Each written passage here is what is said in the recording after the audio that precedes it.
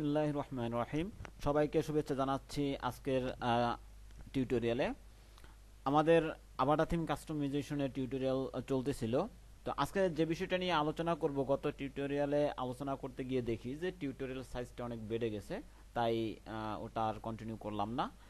সেই কাজটা করব, সেটা হচ্ছে যে এই স্লাইডারে চাচ্ছিলাম যে এখানে যেহেতু একটা টেক্সট দেওয়া হয়েছে, আমি চাচ্ছি এখানে আরেকটা ইমেজ দিতে। সেই ইমেজটা দিতে হলে আমাকে যেটা করতে হবে, অ্যাড লেয়ার ইমেজ, এখানে গিয়ে যে কোনো একটা ছোট, আমি যেটা করব এটাই দেই, ইনসার্ট।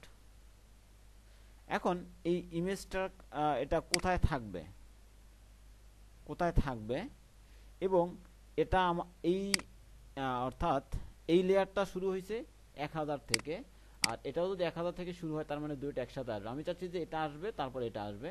তো এটার জন্য আমি যদি এটার ডিউরেশনটা 2000 করে দেই এবং এটা যাওয়ার সময় এটাও 10,000 হয়ে যাবে, সেক্ষেত্রে এটা যাবে তারপরে এটা যাবে। এই এরপরে নিয়মটা আগের মতোই থাক, 300 থেকে আমি একটু আরেকটু বাড়িয়ে দেই। এটা যেহেতু আগেরটা আছে 1000, এটা আমি 1200 বা 1300 দেই।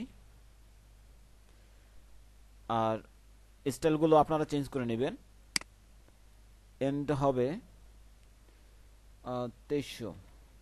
2300 এত আসলে দেওয়া ঠিক না, আমি 1800 দেই। হ্যাঁ, বাকিগুলো আপনারা দেখে নেবেন। তো এখন এটাকে যদি আমি সেভ করি, আপডেট, এবং এটাকে যদি রিলোড দেই, এখন দেখেন যে একটা টেক্সট একবার আসছে, তারপরে ইমেজটা আসছে যাওয়ার সময় ঠিক এভাবে। আপনি চাইলে এটাকে আগে পরে করে দিতে পারেন, আরও সময়টা চেঞ্জ করে দিতে পারবেন।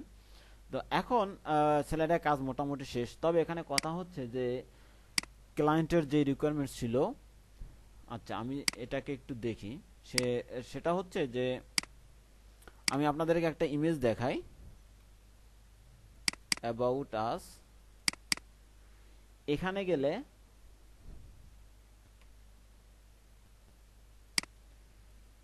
যে আমার বডিটা, অর্থাৎ ওয়েবসাইটের এই যে অংশটুকু আছে, এই অংশটুকু স্লাইডারে ঠিক এই পর্যন্ত চলে আসছে, কিন্তু এখানে দেখেন এই পর্যন্ত চলে আসছে, অর্থাৎ এই অংশটুকু যদি স্লাইডার ধরি এবং এখানে এই অংশটুকু চলে আসছে।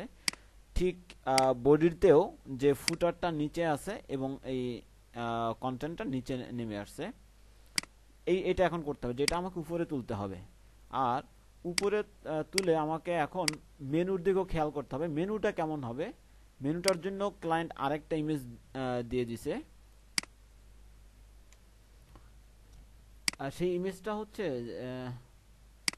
মেনুর জন্য হবে, অর্থাৎ এরকম মেনুটা হবে।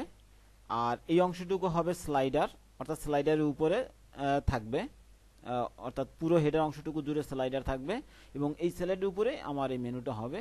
এবং মেনুর ব্যাকগ্রাউন্ড কালার যেটা হবে তা হচ্ছে ঠিক এটার ব্যাকগ্রাউন্ডের মতো, অর্থাৎ ট্রান্সপারেন্ট হবে ব্যাকগ্রাউন্ডটা। চলুন এই কাজটা করা যাক। তো এটা করার জন্য আমাকে আগে যেটা দেখতে হবে যে এই স্লাইডার যেটা আছে এটা কি পুরো হেডার জুড়ে আছে কিনা। যদি দেখি যে পুরো হেডার জুড়ে আছে, সেক্ষেত্রে আমাকে কষ্ট একটু কম করতে হবে। হেডার কালারটা আমি তুলে দিলাম। আচ্ছা,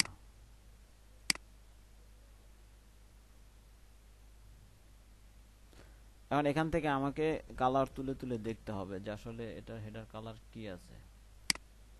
তারপরে র্যাপার, এখন হেডার কালার দেখলে আমি হেডার আইডি এটা দেখি, যেহেতু এটা পুরোটাই পেয়ে গেছে, তাই এই কালারটা আমি একটু চেঞ্জ করে দেই, রেড দেই। হ্যাঁ, রেড দেওয়ার পরে আমার অন্য কোনো কালারে ইফেক্ট পড়তেছে না, তা আমি এটা নিয়ে কাজ করতে পারি। তো এই অংশটা আসছে থেকে, এখান থেকে। তো এখন আমাকে যেটা করতে হবে যে আমি যদি থিম অপশন থেকে আমি ট্রান্সপারেন্ট ইউজ করতে পারবো না, সরি আমি এটা নান করে দেই বা ট্রান্সপারেন্ট দেই। কারণ আরো একটা কালার পাচ্ছে, সেটা পাচ্ছে কোত্থেকে সেটা দেখতে হবে। ট্রান্সপারেন্ট এটাও করে দিলাম, কিন্তু কোনো কাজ হচ্ছে না। তাহলে আমাকে একটু এর ভিতরে যাই,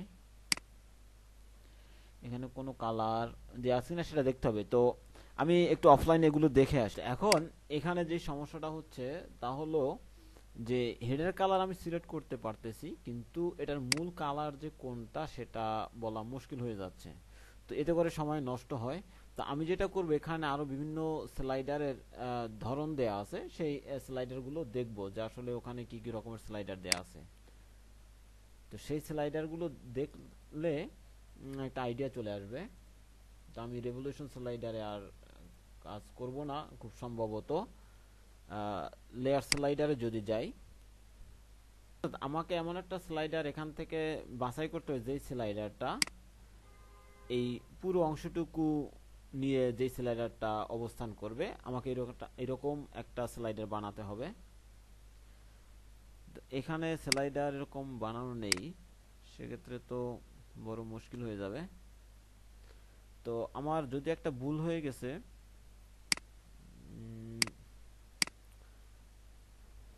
আমার শুরুতে যেই কাজটা করা উচিত ছিল তা হচ্ছে আভারা থিমের ডিফল্ট যেই ফাইলগুলো থাকে সেগুলো এক্সপোর্ট করা দরকার ছিল। সেটা এক্সপোর্ট করলে হয়তো আজকে এই সমস্যাটা হতো না। তো এখন আমি দেখি যে আভারা থিমের আলাদা স্লাইডারের কন্টেন্ট তৈরি থাকে কিনা, যেটা আপলোড করে দিলে এটা চলে আসবে। এরকম করা নেই যে আভারা থিমের স্লাইডারের জন্য আলাদা কোনো ফাইল করা বা এক্সএমএল ফাইল করা থাকে, বা এগুলো করা নেই, এগুলো করে নিতে হয়। তো যেহেতু ওটা নেই, এখন আমাকে কষ্ট করে হলে এটা করে নিতে হবে যে কালারটা এটাকে ট্রান্সপারেন্ট করে দিয়ে হাইড করে ফেলতে হবে। এবং আচ্ছা, আমি এটা হাইড করেই ফেলি। তো যাই হোক, এখন এটা একটু পরে করতে হবে। আমি অন্য একটা বিকল্প ব্যবস্থা করতে পারি কিনা, যদি করা যায় সেক্ষেত্রে আমি দেখিয়ে দিব। এখন এটা আমাকে এই পর্যন্ত তুলতে হবে। সেটা করার জন্য আমি চাইলে আমার যে কাস্টমার আইডিও ব্যবহার করতে পারি। আর কাস্টম আইডি ব্যবহার না করে আমি দেখি ডিফল্ট যে আইডিটা আছে কন্টেন্ট নামক, সেই আইডিটা ব্যবহার করব। আইডি কন্টেন্ট, এরপরে হ্যাঁ এখানেই করি মার্জিন টপ মাইনাস 30 পিক্সেল।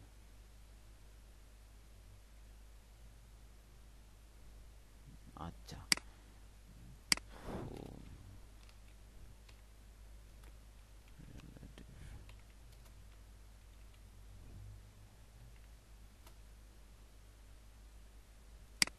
এক্ষেত্রে মার্জিনে রাখবো না, মার্জিন রাখতে পারবো না। টপ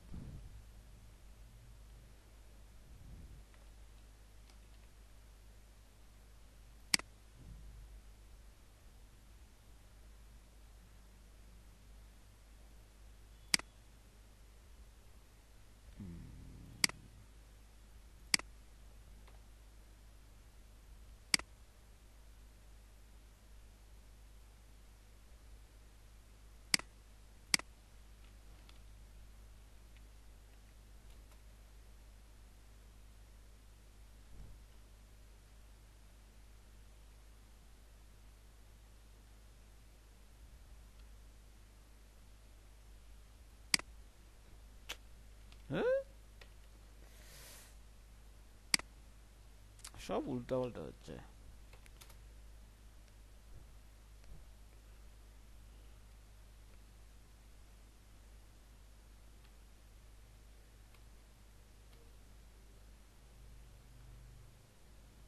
বেশি হয়ে গেল।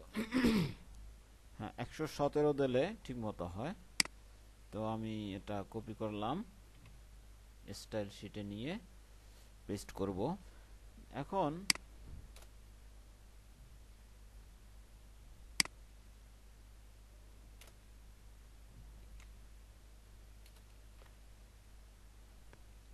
সেভ। ঠিক এমনই আমাকে ফুটারে করতে হবে। তবে ফুটারে করার আগে আমাকে আরেকটা কাজ করতে হবে, যে আমাকে ফুটারটা তৈরি করে নিতে হবে, কাস্টম ফুটার তৈরি করতে হবে। তো কাস্টম ফুটার তৈরি করে তারপরে দেখবো আসলে কিভাবে কাজ করা যায়। তো আজকে এটা করেছি। আজকে টিউটোরিয়াল এই পর্যন্তই থাক। আগামী পর্বে আবার দেখা হবে। সবাই ভালো থাকবেন। আল্লাহ হাফেজ।